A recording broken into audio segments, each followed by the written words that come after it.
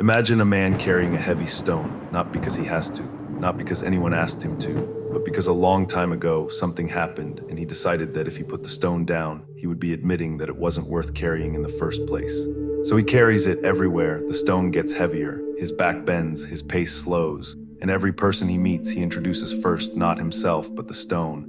This is what holding on does to a human being. The stone might be a grudge carried for years. It might be the version of your life you planned and it didn't happen.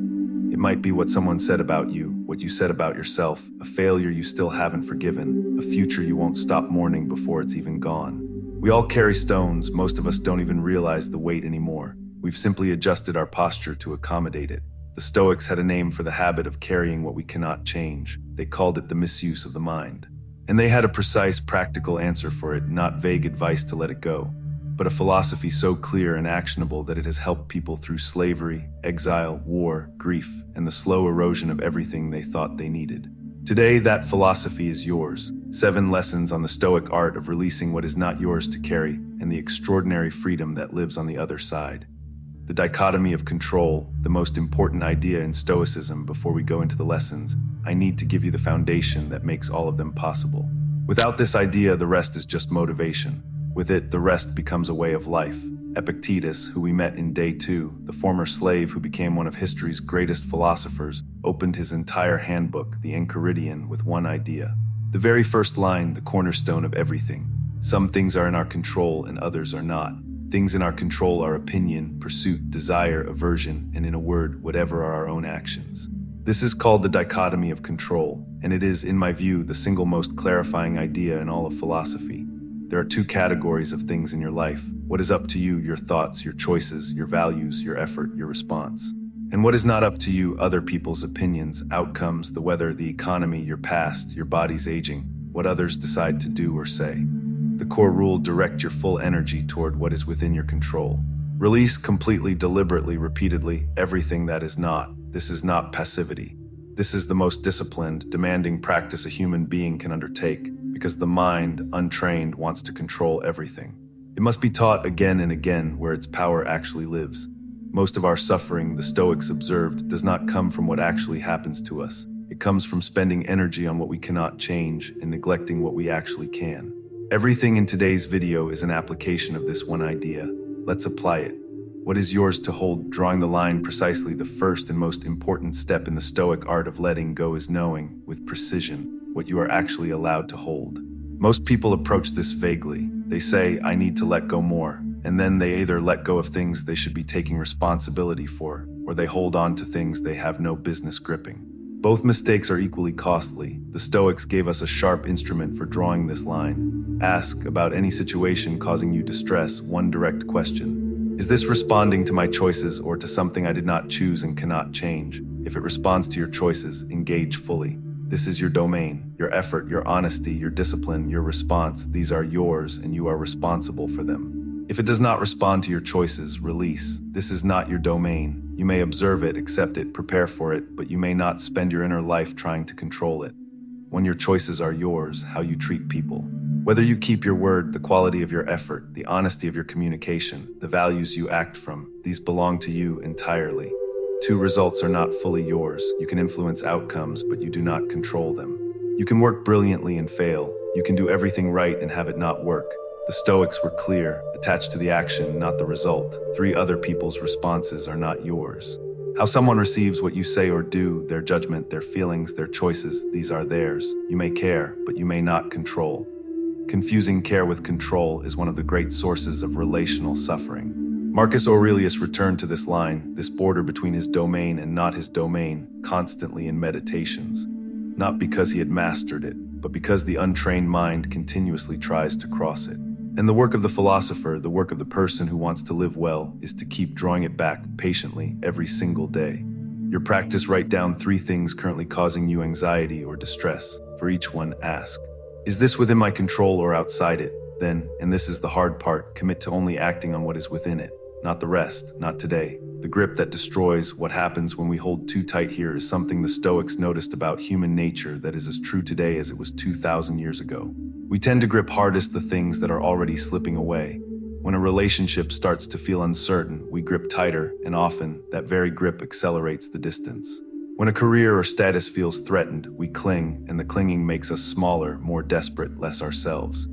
When health declines, we rage against the body's aging, and the rage costs us the energy we need for living. Seneca wrote about this pattern with extraordinary clarity. It is not that I am brave enough to lose what I love. It is that I have learned to love it differently, as something lent, not owned. Seneca, Letters to Lucilius, lent, not owned. This is one of the most profound reframings in all of Stoic philosophy. Everything you love, everyone you love is, in some sense, on loan, not because life is cruel, but because impermanence is the nature of existence, and pretending otherwise is the source of enormous, unnecessary anguish. The Stoic practice here is called amor fati in the later tradition, the love of what is as it is. Not the desperate grip on what was or what you wish would be. The open hand that holds what it has, knowing it is temporary and loves it more deeply because of that. A notice where you are gripping. In your body right now, where is there tension? The jaw, the chest, the shoulders. Physical gripping is almost always mirroring mental gripping. Follow that tension back to its source. What are you refusing to let be uncertain? Name what you're afraid to lose, not abstractly, specifically. Is it approval, safety, a specific person's love, a version of your identity? The Stoics believed that naming the fear precisely is the beginning of its loosening. Unnamed fears are vastly more powerful than named ones. See practice loving without possessing. This does not mean caring less. It means caring without the demand that what you love remain unchanged forever for your sake. Love freely given is deeper than love that clings. This is true of people, of work, of life itself. The grip that destroys does not protect what you love. It only exhausts the one who is gripping. Releasing outcomes, work fully, then let the river flow. One of the most common misreadings of Stoic philosophy is this, that because the Stoics counseled detachment from outcomes, they therefore counseled passivity. That they were resigned, indifferent, uninvested people who simply accepted whatever happened and shrugged. Nothing could be further from the truth. Marcus Aurelius commanded armies. Seneca advised emperors. Epictetus taught relentlessly for decades. These were not passive men. They were some of the most intensely engaged people in history. What they released was not the effort. They released the demand that the effort produce a specific result, do what nature requires. Set out immediately if possible. Don't look around to see if people will know about it. Don't expect Plato's ideal state. Be satisfied with even the smallest step forward. Marcus Aurelius' Meditations, the Stoic model for action is this. Give your complete, undivided effort to what is in your control, the preparation, the quality of work, the integrity of the process. Then release the outcome as something that belongs to forces beyond you, timing, luck, other people's choices, the complexity of the world. This is not resignation. This is actually the formula for peak performance. One, focus your effort inward, not outward. Before any important action, ask, what is the very best I can bring to this? Then bring it completely. Don't dilute your energy by simultaneously calculating how it will be received. 2, separate the process from the verdict. The quality of your work and the outcome of your work are related, but they are not the same thing. You can write brilliantly and not get published. You can train perfectly and get injured. Judge yourself by the process. Let the verdict belong to the world. 3, after the action, release. The Stoics describe this as setting an arrow in flight and then opening your hand. Once the arrow leaves the bow, the archer has no more influence over it. The release is the completion of the act, not its abandonment. The arrow practice, think of something you're currently waiting on, a result, a response, a decision someone else will make. Ask yourself, have I done what is mine to do? If yes, then your work is complete. What remains is not yours to carry. Open your hand, let the arrow fly. Detaching from reputation, the freedom of being misunderstood, there is one thing that has enslaved more human beings than poverty, more than illness, more than physical constraint. The opinion of other people. We edit what we say. We soften what we believe. We change what we wear, where we go, what we admit to wanting, all in constant, mostly unconscious negotiation with the imagined judgments of others. And in doing so, we live a life that is always slightly someone else's. The Stoics observed this clearly, and they named it without mercy for what it is, a self-imposed prison. I have often wondered how it is that every man loves himself more than all the rest of men, but yet sets less value on his own opinion of himself than on the opinion of others. Marcus Aurelius, Meditations, read that again. We love ourselves, and yet we value what strangers think about us more than what we actually know about ourselves. Marcus Aurelius found this genuinely puzzling. I think he was right too. Releasing attachment to reputation is one of the most demanding practices in Stoicism because it runs directly against one of our deepest social instincts. but here is what the freedom on the other side feels like. When you stop performing and start living, when you genuinely release the need for approval, you become available fully to whatever the moment actually requires of you. Not what looks good, what is true. True criticism loses its sting. If you know your own character clearly and you are not relying on others' assessment to confirm it, criticism becomes information, not a verdict. You can examine it for what is true and discard the rest without drama. 3. You attract the right people. When you stop performing, the people who find you are finding the real thing. Those relationships are built on something solid. The people attracted to your performance will leave when the performance changes. The people attracted to your truth will stay. Marcus Aurelius was criticized constantly by senators, by rivals, by historians who came after. He wrote about this in Meditations, not with anger, but with something close to amusement. He knew his own record, he knew his own character. That knowledge was its own verdict. What other people think of you truly in the Stoic sense is none of your business. What you think of yourself, and whether that self-assessment is honest and grounded in how you actually live, is everything. Letting go of the past, the Stoic practice of the present moment, of all the things human beings struggle to release, the past may be the heaviest, not because it is still happening, but because we keep returning to it mentally, emotionally, and re-experiencing it as if it were present. We rehearse old arguments, we replay old failures, we mourn old versions of ourselves and our lives. And in doing so, we give a reality that has finished the power to shape a present that is still open. The Stoics were fascinated by time. Specifically, they noticed that the only time that actually exists, the only time in which any action, choice, or change is possible, is right now. Confine yourself to the present. Marcus Aurelius' Meditations, 3 words, one of the most radical instructions in all of philosophy. Not forget the past, not pretend it didn't happen, not force yourself to feel fine about it. Simply confine yourself to the present. Bring your energy, your attention, your choices, your living here. Now, the past, the Stoics argued, cannot be altered by any amount of attention you give it. It is fixed, permanent, finished.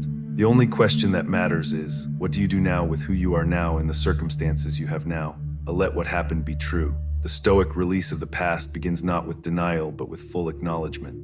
It happened. It was hard or wrong or painful or your fault or someone else's fault. It was real. Let it be real and let it be finished. Extract the lesson, then close the chapter.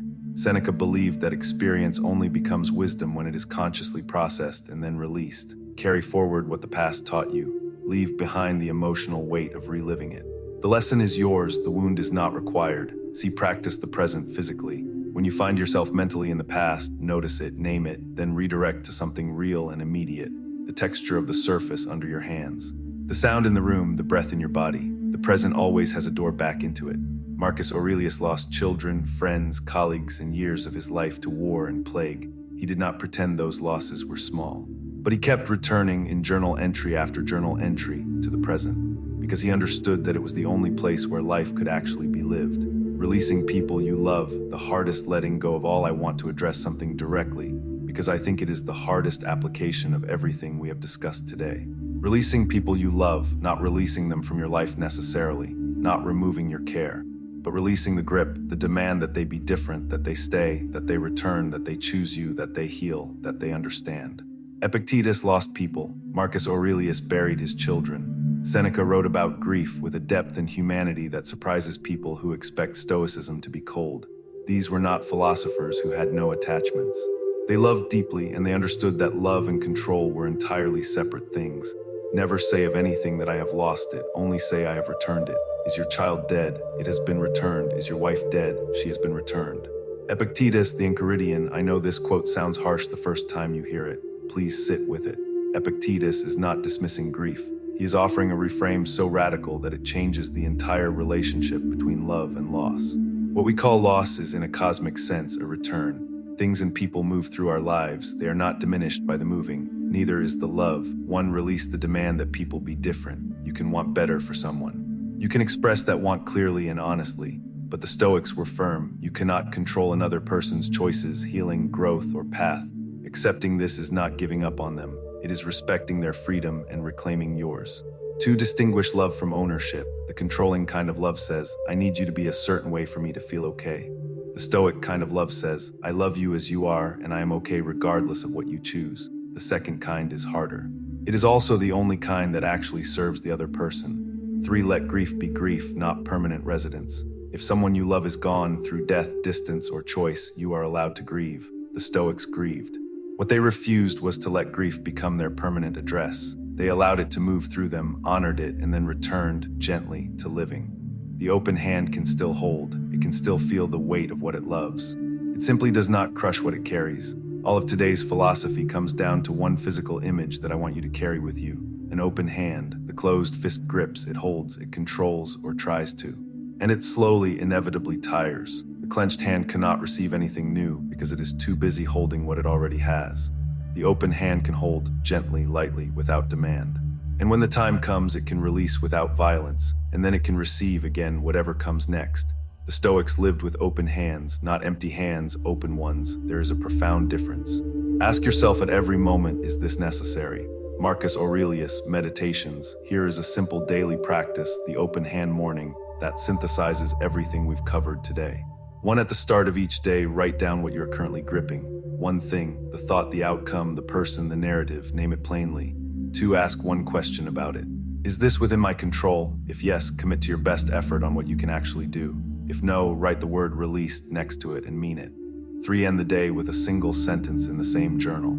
Today I focused on what was mine, not whether it worked out, not whether people approved, whether you kept your attention inside your own domain. The final image, put one hand out in front of you right now. Open it, palm up, look at it. This is the posture of Stoic freedom, not grasping, not pushing away. Present, open, available. This is what the unencumbered mind looks like. This is what becomes possible when you put the stone down. The close put the stone down 7 lessons from people who understood more deeply than most that the weight we carry is usually self-chosen. The dichotomy of control, knowing what is yours, the grip that destroys, releasing outcomes. Detaching from reputation, letting go of the past, releasing people you love, the open hand. You don't have to implement all of this today, but I want to ask you one thing before you close this video. What is the stone you've been carrying? You know what it is you've known for a while. It might be something that happened years ago. It might be someone who isn't coming back. It might be a version of your life that didn't happen and that you're still quietly mourning. It might be what someone said or didn't say or what you believe they think of you. The Stoics would say this to you directly. You have permission to put it down, not because it wasn't real, not because it didn't matter, but because carrying it serves nothing except the illusion that somehow, if you hold it long enough, something will change. It won't, but you can. You have power over your mind, not outside events. Realize this and you will find strength. Marcus Aurelius, if this reached you, share it with someone carrying something heavy. I'll see you in day 4.